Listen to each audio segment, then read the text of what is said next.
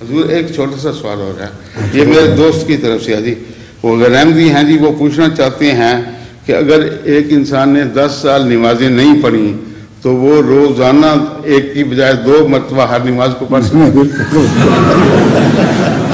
حضور اس نے کہا میرے سے پوچھتے ہیں۔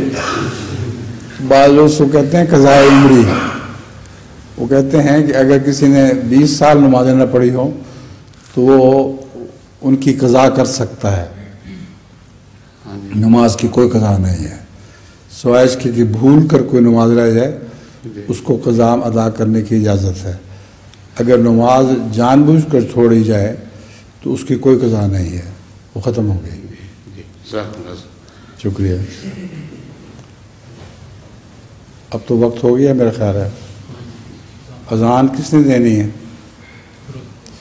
فیروز عالم صاحب آپ آواز دیں، اذان دیں۔